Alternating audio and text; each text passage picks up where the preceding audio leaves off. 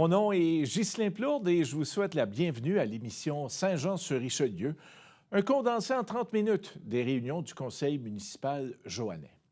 Notre regard cette semaine porte sur la séance du conseil du mois de mars. On débutera l'émission avec la présentation d'une résolution portant sur le transport en commun. Je vous rappelle que les autobus de la ligne interurbaine 96 ne se rendront plus à Montréal dès le 1er mai et se rabattront sur les services du REM, le réseau express métropolitain. Ensuite, nous vous présenterons la période de questions citoyennes. Vous entendrez d'abord deux résidents du secteur l'Acadie qui habitent un quartier qui, tout simplement, où on a refusé majoritairement l'aqueduc et l'égout, déplorer le fait de se voir imposer la facture d'une station de pompage. Suivra le citoyen Sylvain Massé, un habitué des réunions du conseil qui ira d'une pléiade de sujets, dont celui du transport en commun. Et puis, pour terminer l'émission, nous aurons le segment Parole aux élus où vous entendrez la conseillère de Saint-Luc, Marie Tremblay, et le conseiller d'Iberville-Saint-Athanas-Nord, Jérémy Meunier. Place donc à ces faits saillants issus de la séance du conseil du 24 mars.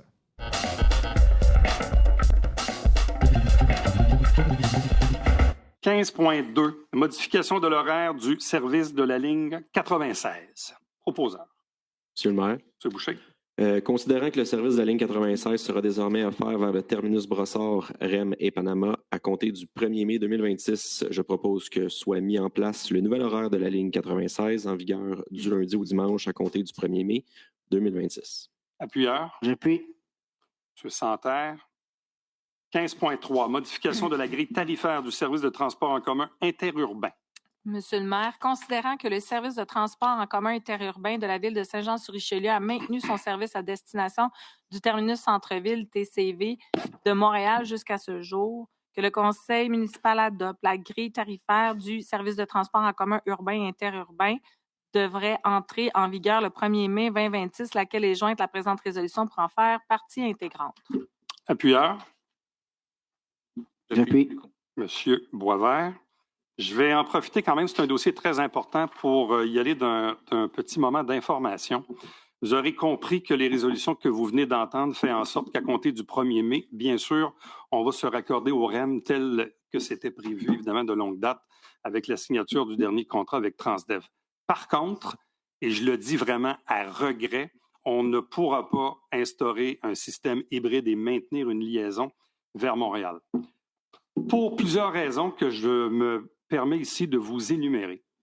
Tout d'abord, on a tenté jusqu'à la dernière minute de préserver un quai privé à Montréal parce que vous savez qu'on perdait notre quai au mille de la Gauchetière, décision de la RTM.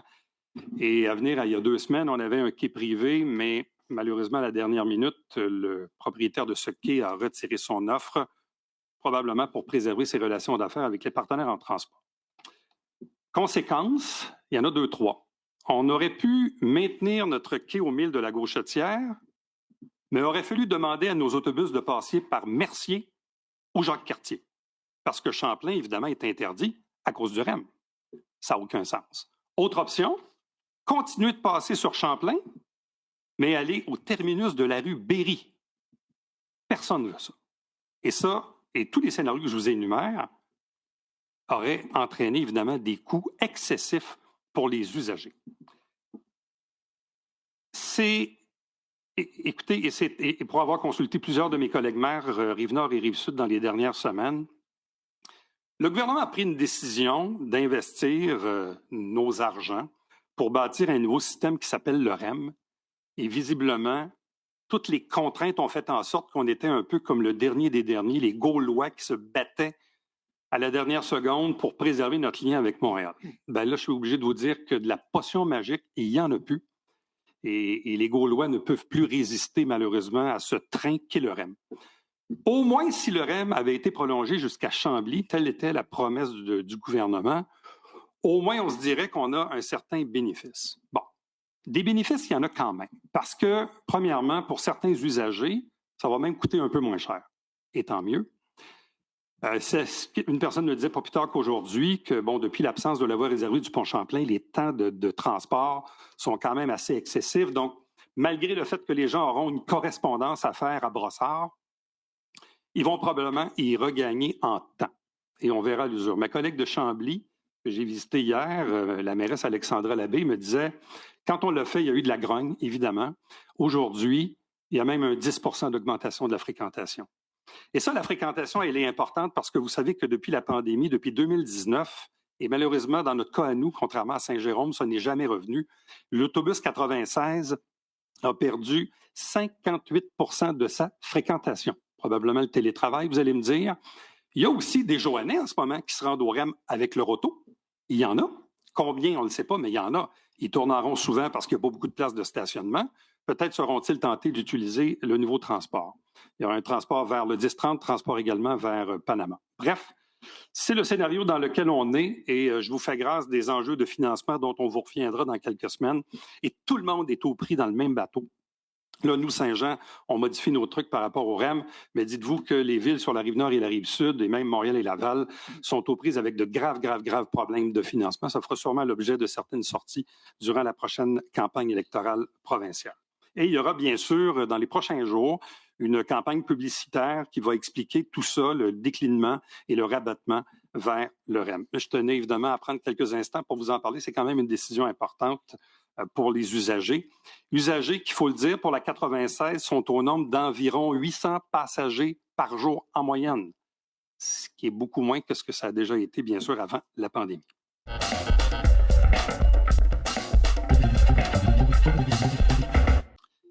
J'appellerai maintenant M. Claude Croteau, s'il vous plaît, de la rue des Grandes Terrasses.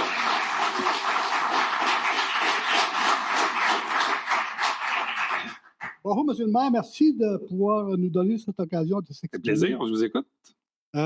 On demeure sur la rue Grande Terrasse depuis une trentaine d'années. Et puis, depuis une trentaine d'années, mais on veut toujours nous imposer de l'eau puis des égouts. Mais les coûts sont énormes. Alors, on a à 2 reprises fait un sondage.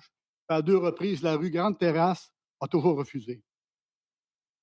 Alors, à ce moment-là, quand on refuse, on ne devra pas être obligé de payer pour une pompe qui sont après à nous installer. Parce que la pompe, on ne s'en servira jamais. Dans 50 ans, on n'utilisera jamais, cette pompe-là. L'eau, ça peut venir peut-être. Mais la pompe, oubliez ça, on ne l'aura jamais, cette pompe-là. On n'utilisera jamais, cette pompe-là. Et en plus de ça, on est après à faire nos faux septiques. Ça nous coûte 20 000, entre 20 000 et 25 000. On est après à tout rénover, tout refaire nos faux septiques. C'est ça que ça nous coûte. À quel moment les sondages ont été effectués? Moi, j'ai 2020, mais il y en a eu un sondage avant ça, mais je ne me souviens pas de la date. Là. Okay. Mais en 2020, février 2020, on a eu un sondage. Et puis le 4 mai 2023, on a eu la présentation de l'analyse du projet complété et le sondage. Le résultat de la phase 2, les résidents de la rue Grande Terrasse ont encore à la majorité, c'est-à-dire à 77 %, on a voté non. Ça s'arrête là, me semble. Est-ce que ça touche d'autres rues aussi? Ça touche d'autres rues, mais les autres rues, c'est l'autre côté, c'est l'autre côté de la rue 219, c'est le côté du camping des Cèdres. Okay. Et avant qu'ils se rendent à notre rue, là. Et la question exactement que vous posez ce soir? La question, M. le maire, c'est si je vous proposais la même situation de nous, là, seriez-vous prêt à payer quelque chose, une pompe que vous ne vous servirez jamais? Seriez-vous prêt à payer des montants comme moi, ça va me coûter peut-être 5 000, mais il y en a d'autres, ça va lui coûter 25 000. Seriez-vous prêt à payer, vous, une pompe que vous ne servirez pas? Répondez-moi par oui ou par non. C'est difficile. Premièrement, ce que je peux vous dire, c'est que j'ai été mis au fait de cet enjeu-là dans les derniers jours. Je n'ai pas l'ensemble du dossier en ce moment. Je comprends. Il y a des similitudes aussi avec d'autres dossiers dans d'autres secteurs de la ville qu'on a pu vivre dans les dernières années. Oui. Évidemment, moi, j'habite dans un milieu urbanisé où les égouts et l'aqueduc existaient. Donc, évidemment, c'est pas quelque chose auquel moi, j'ai été confronté.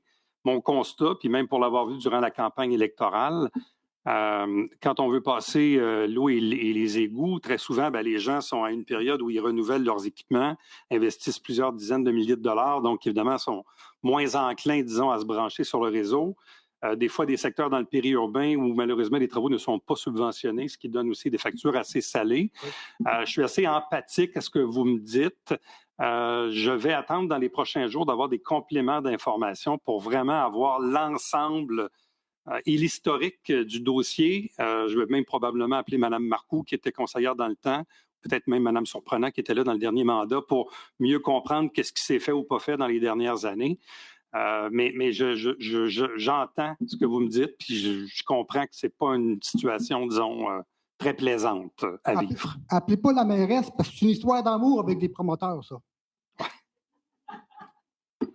Appelez-la pas, c'est une histoire d'amour. Bon, écoutez, ça, je ne connais pas les amours de ma prédécesseur, mais bon, ça, je vais vous laisser ça à vous.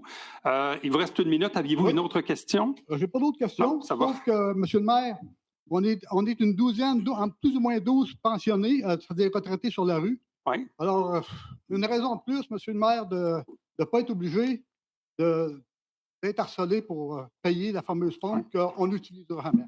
Merci, M. le maire. Merci.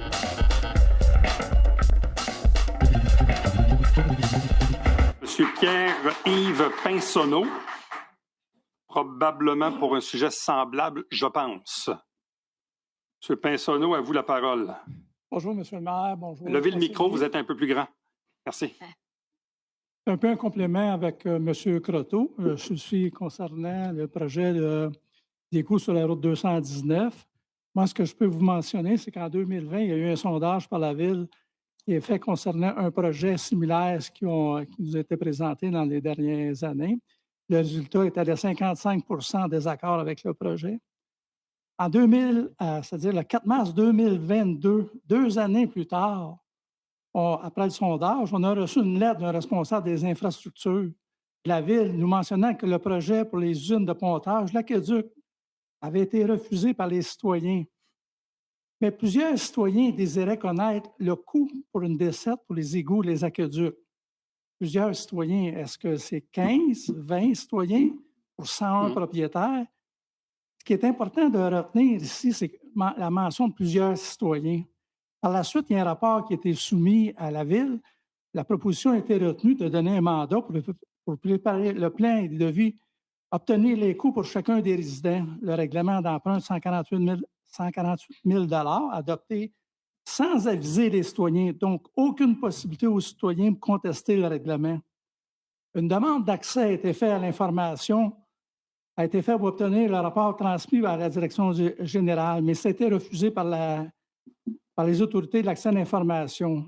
Malgré cette demande, une information privilégiée m'a été transmise à l'effet qu'un rapport avait été transmis à la direction générale, mais stipulant qu'une majorité de citoyens avaient fait cette demande. Une contradiction à une lettre que nous avons reçue où on mentionnait que plusieurs citoyens. Donc, il y a quelque chose, un peu, un anguille sur roche, qu'on peut dire. Aucun sondage, aucune communication de l'administration de la Ville, de ses représentants ont été faits par les citoyens pour constituer cette majorité. Pourquoi cette majorité n'a jamais été diffusée? Le résultat démontrant le résultat, si c'était vraiment majoritaire ou si c'était minoritaire. Le 13 avril 2023, nous avons eu une convocation pour les explications pour l'analyse du projet, la fin en 2023. Les citoyens ont refusé à 77 %. Seule la phase 1 sera réalisée.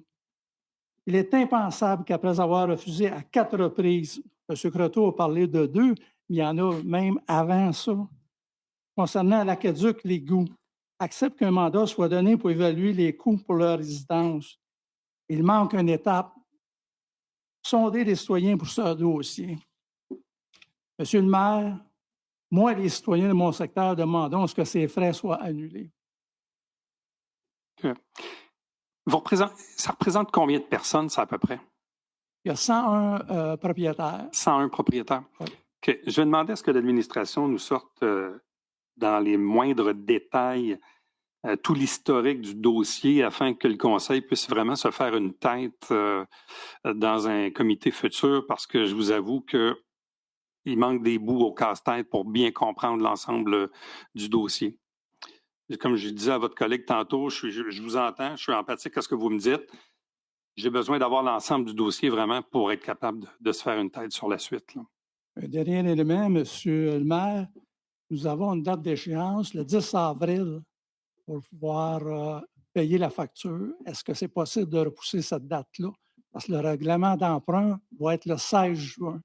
Donc, ça vous laisse quand même une marge de manœuvre pour qu'on puisse obtenir une réponse. Bien, on a vos coordonnées, là, donc on va être à même de pouvoir communiquer avec vous à ce moment-là. Parfait. Merci.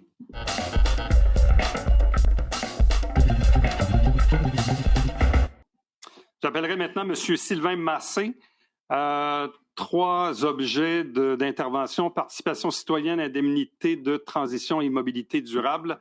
Vous avez un bloc de 5 minutes. M. Massé, on vous écoute. Bonsoir, M. le maire, les membres du conseil. Participation citoyenne, je vise surtout la période de questions qu'on est en train de faire et la consultation citoyenne au sens plus large.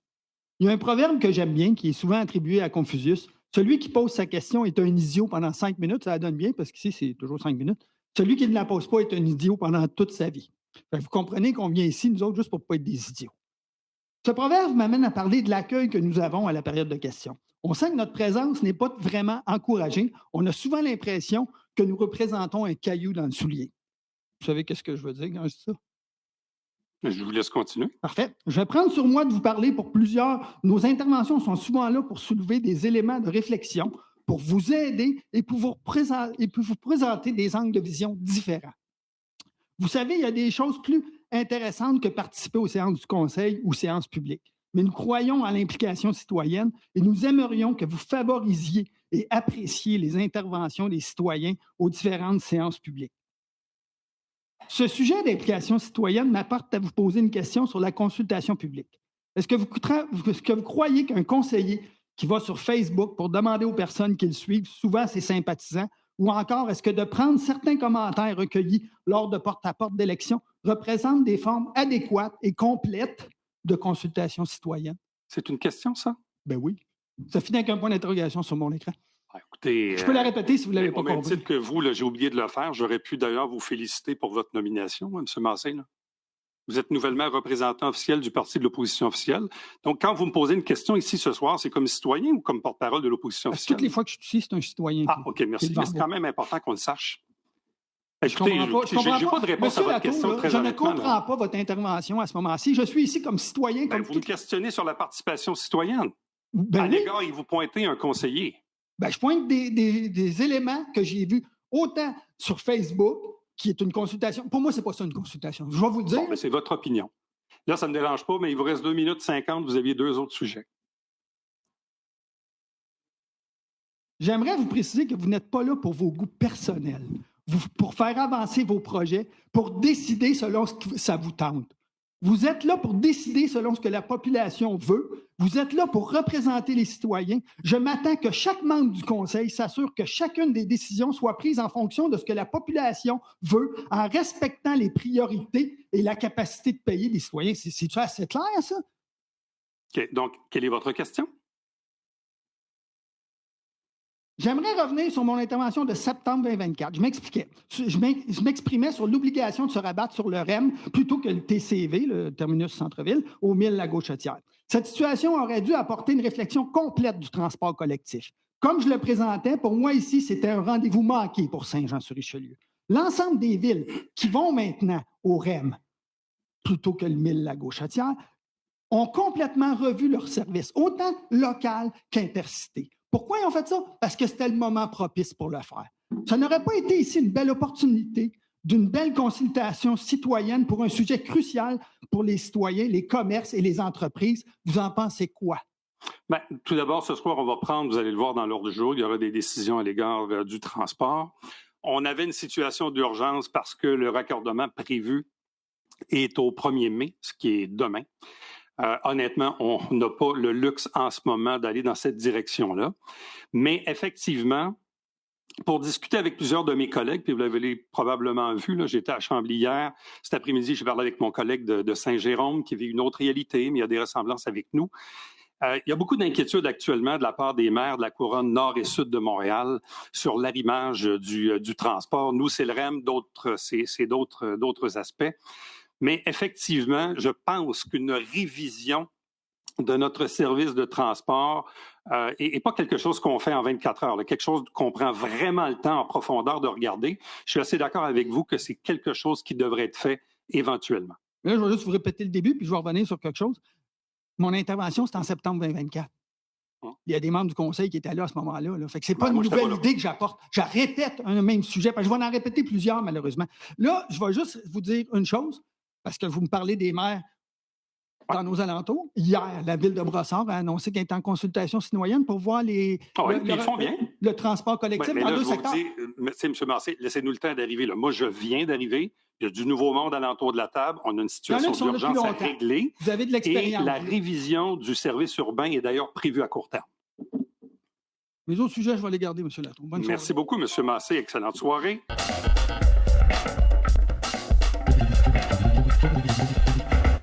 Madame Tremblay, à vous la parole. Merci. Moi, ce que j'aimerais, dans le fond, qu'on réfléchisse ensemble dans les prochaines semaines, dans les prochains mois, en fait, entre autres ce soir, par l'utilisation des super-pouvoirs et, comme je mentionnais dans mon intervention, dans ma demande de vote, le point n'était pas nécessairement très transparent dans sa formulation à l'ordre du jour. Donc, comme les règlements sont accessibles en ligne avant une séance pour les citoyens qui veulent se renseigner, ce serait intéressant, puis je pense que ça avait déjà été mentionné, entre autres par mon collègue Lucot, que davantage d'informations soient disponibles, mises à la disposition des citoyens, sans nécessairement remettre tous les sommaires décisionnels qui nous sont fournis pour notre préparation à la séance du Conseil. Il y aurait quand même moyen de donner minimalement plus d'informations aux citoyens de ce dont on parle, de ce dont on va parler, ce sur quoi on va voter. Puis, je pense que cet élément-là, ce soir, par rapport à l'église Saint-Gérard-Magella, ça n'aurait peut-être pas changé la donne, mais moi, mon point, quand je l'ai formulé, c'était notamment parce que c'était pas transparent, que c'était de ce lot-là, de ce bâtiment-là dont on allait, dans le fond, se prononcer. Ensuite de ça, on va parler encore de patrimoine. L'Église, honnêtement, tout a été dit. Par contre, c'est pas le seul bâtiment patrimonial dont la Ville a la responsabilité de faire vivre à travers le temps, soit elle en est propriétaire, mais toutefois, on cherche à vendre des bâtiments patrimoniaux parce que, dans le fond, leur état est trop avancé, donc ça coûterait trop de frais. Mais il y a d'autres bâtiments patrimoniaux qui appartiennent à des privés dont on vote la démolition ou on se penche en CCU aussi. Par contre, il faudrait avoir un règlement contraignant pour s'assurer qu'on ne les perde pas les uns après les autres, parce que là, ça fait quelques-uns en quelques semaines. Donc, à mon avis, il y a des municipalités, entre autres, justement, on a entendu récemment un conseiller de Longueuil parler de leur règlement qu'ils ont pour s'assurer que les bâtiments soient dans le périmètre, dans le fond, de la municipalité, puis s'assurer qu'il y a une surveillance qui soit faite, mais peut-être qu'on devrait aller regarder vers cet arrondissement, cette ville-là et les arrondissements de Longueuil pour s'inspirer puis avoir notre propre règlement contraignant pour s'assurer que notre patrimoine y vive. Si nous-mêmes, en tant que ville, on n'est pas capable d'avoir l'exemplarité puis de les faire vivre, mais s'assurer que les privés qui s'en occupent, qui les rachètent, mais qui s'en occupent réellement. Donc, c'est mon constat aujourd'hui. Est-ce qu'il y a un accompagnement qu'on peut développer à l'interne? Est-ce qu'il y a une réglementation qu'on peut rendre plus sévère? Mais c'est beau, des beaux bâtiments qui reprennent, dans le fond, l'inspiration. Mais les vrais bâtiments patrimoniaux aussi, on veut continuer de les voir. Donc, c'est mon mot que j'avais à dire autour de la table ce soir, que je veux qu'on y pense sérieusement ensemble. Puis, je pense qu'on a une responsabilité ici en tant qu'élus de faire en sorte que notre bilan, qui semble s'enligner dans une direction, dans une tangente, ne soit pas celui vers lequel on tend. Merci.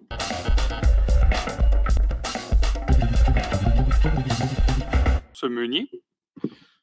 Oui, donc moi, j'aimerais peut-être répondre à Marie Pulcot par rapport au changement organisationnel au sein de l'organigramme de la direction générale, là où l'environnement vient se fusionner avec l'urbanisme. Pour moi, de la façon que je le vois, c'est pas nécessairement en dessous de l'urbanisme qu'ils vont travailler ensemble. On a, depuis de nombreuses années, surtout dans le dernier mandat, on a fait beaucoup de plans. Les plans climat, c'est à l'intérieur de la stratégie de développement durable, mais aussi avec le plan de la communauté nourricière. On a fait plusieurs plans, on a plusieurs orientations. Maintenant, on est rendu à l'étape de la mise en œuvre. Et puis, le service de l'environnement était un peu une espèce de service conseil pour les différents services. Là, ce qu'on vient faire, c'est de dire, bon, les employés qui sont là, ce sont des professionnels qui sont en mesure de venir contribuer au travail qui se fait en planification du territoire à l'urbanisme. On a des nouvelles obligations aussi gouvernementales, les orientations gouvernementales en aménagement du territoire, les OGAT, qu'on doit respecter aussi. Donc, on est dans la refonte du plan d'urbanisme. Il y a un gros volet qui est lié à l'environnement dans ce dossier-là. Donc, c'est essentiel que nos professionnels soient là avec l'urbanisme pour être en mesure de prendre des meilleures décisions, puis aussi d'y intégrer la vision de la stratégie de développement durable. Puis ça, pour moi, c'est essentiel. Puis au-delà de ça, un organigramme, ça change. Si ça ne fonctionne pas, on peut retourner en arrière. On l'a déjà fait dans d'autres dossiers. Moi, j'ai aucun problème avec ça, personnellement. Pour moi, ce que je recherche, c'est de l'efficience, puis qu'on arrive au résultat qu'on souhaite aussi avec la stratégie de développement durable. Puis j'y crois. Puis en même temps, nos professionnels, notre direction générale, si eux pensent que c'est la meilleure chose à faire, je leur fais confiance. En tout cas, depuis les 4-5 derniers mois, honnêtement, on avance notre conseil. On prend des décisions qui nous permettent d'avancer un peu plus vite. On essaie de ne pas avoir trop d'angles morts, mais on prend des meilleures décisions, puis j'ai confiance. Donc ça, c'est... Puis au-delà de ça, on a un comité d'environnement qui a plusieurs bénévoles, qui sont des professionnels dans leur milieu en environnement, qui vont rester vigilants aussi là, pour s'assurer là, que les suivis sur leurs recommandations sont faits à toutes les séances et puis qui vont aussi s'assurer que bon, les changements organisationnels ont un bénéfice aussi pour l'environnement sur notre territoire. Donc, moi, ça, j'ai confiance, puis on verra si le futur nous donne raison. Donc, c'est pas mal mon seul point pour moi ce soir.